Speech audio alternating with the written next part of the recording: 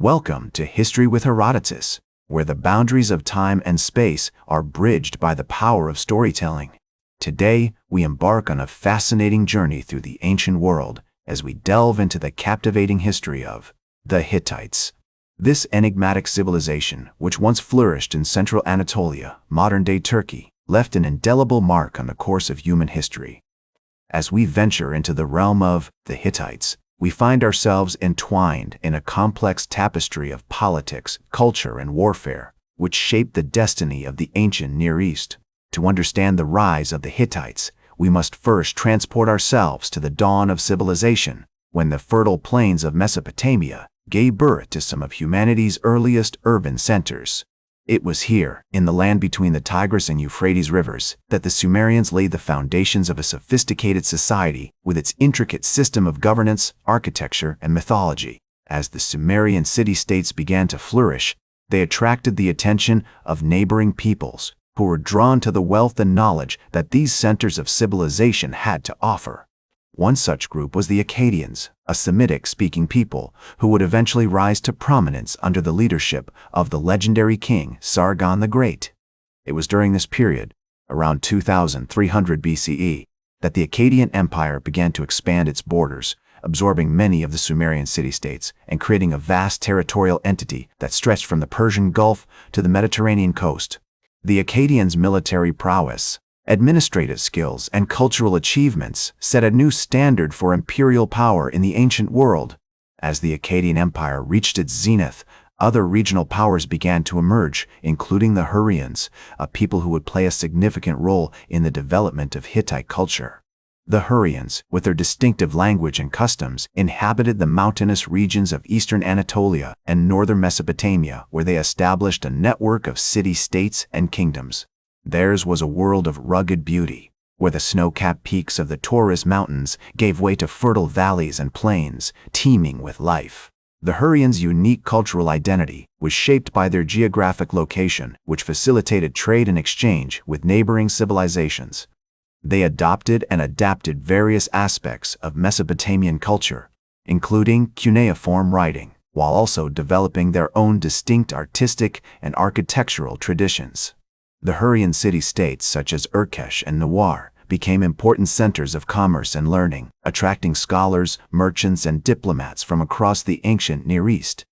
As the Hurrian city-states continued to thrive, their cultural and economic influence began to spread throughout Anatolia, laying the groundwork for the emergence of a new power, the Hittites. Around 1600 BCE, the Hittite kingdom began to take shape under the leadership of King Hattusili I, who established his capital at Hattusa, a fortified city nestled in the heart of central Anatolia. This strategic location allowed the Hittites to control the trade routes between the east and the west, facilitating the exchange of goods, ideas, and cultures. The early Hittite period was marked by a series of military campaigns, as King Hattusili I sought to expand his kingdom's borders through conquest. One notable example is the Hittite invasion of Syria, which took place around 1580 BCE. The Hittites' military prowess was demonstrated by their ability to adapt to different environments and opponents, using a combination of infantry, chariots, and siege engines to devastating effect. As the Hittite kingdom grew in power and influence, its rulers began to adopt elements of Mesopotamian culture, including cuneiform writing and administrative practices. The reign of King Mursili I, who ruled from approximately 1556 to 1526 BCE, marked a significant turning point in Hittite history. During his campaign against the Babylonians, Mursili I achieved a major victory, sacking the city of Babylon in 1531 BCE and bringing back vast treasures to Hattusa. This triumph not only demonstrated the military might of the Hittites, but also had far-reaching consequences for the cultural and economic development of the region. As the Hittite kingdom continued to expand, its rulers began to establish diplomatic relations with other major powers, including the Egyptians and the Mitanni. One of the most fascinating aspects of Hittite culture is their unique blend of indigenous and adopted traditions. The Hittites worshipped a pantheon of gods, including the storm god Teshub and the sun goddess Arina, whose cults were centered at Hattusa. The Hittite rulers also developed a complex system of governance, which included a network of vassal states and a sophisticated administrative apparatus.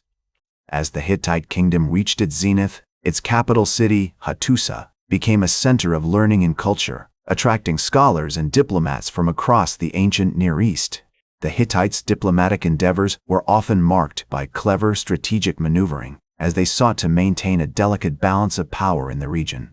For instance, during the reign of King Suppiluliuma I, who ruled from approximately 1344 to 1322 BCE, the Hittites formed an alliance with the Egyptians, which was sealed through a series of diplomatic exchanges and marriage alliances. This partnership allowed the Hittites to counter the growing influence of the Mitanni and the Assyrians, while also securing valuable trade agreements and cultural exchanges. As the Hittite kingdom continued to evolve, its rulers faced numerous challenges, including internal power struggles, external threats, and environmental disasters. The Hittites' response to these challenges often reflected their resourcefulness and adaptability, as they developed innovative solutions to complex problems. For example, during a period of severe drought, the Hittite ruler, King Tudhaliya IV, implemented a series of agricultural reforms, which included the construction of new irrigation systems and the promotion of crop rotation. The Hittites' interactions with other cultures also had a profound impact on their own identity and worldview. As they encountered new ideas, technologies, and artistic traditions, the Hittites began to incorporate these elements into their own cultural practices. This process of cultural exchange is vividly illustrated by the discovery of a Hittite-Egyptian treaty, which dates back to around 1278 BCE. The treaty, inscribed on a clay tablet, outlines the terms of a peace agreement between the Hittite ruler, King Hattusili III, and the Egyptian pharaoh, Ramses II, and provides valuable insights into the diplomatic protocols and cultural exchange networks of the time.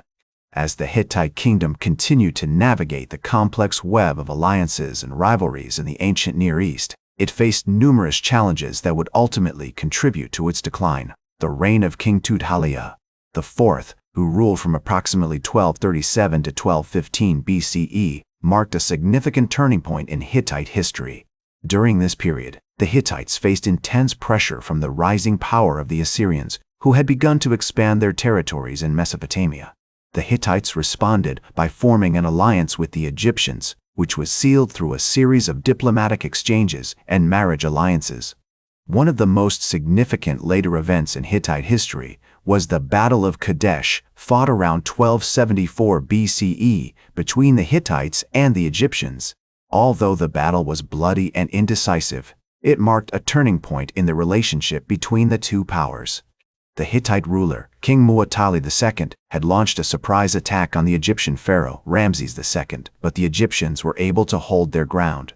The subsequent peace treaty, signed by the two leaders, established a lasting peace between the Hittites and the Egyptians. As the Hittite kingdom began to decline, it faced numerous internal power struggles and external threats. The reign of King Suppiluliuma II, who ruled from approximately 1207 to 1178 BCE, marked the final period of Hittite dominance in Anatolia. During this time, the Hittites launched a series of military campaigns against their neighbors, including the Lydians and the Arzawans. However, these efforts were ultimately unsuccessful, and the Hittite kingdom began to fragment. The eventual collapse of the Hittite kingdom around 1178 BCE marked the end of a significant chapter in ancient Near Eastern history. Today, the Hittites are remembered as one of the most fascinating and enigmatic civilizations of the ancient world.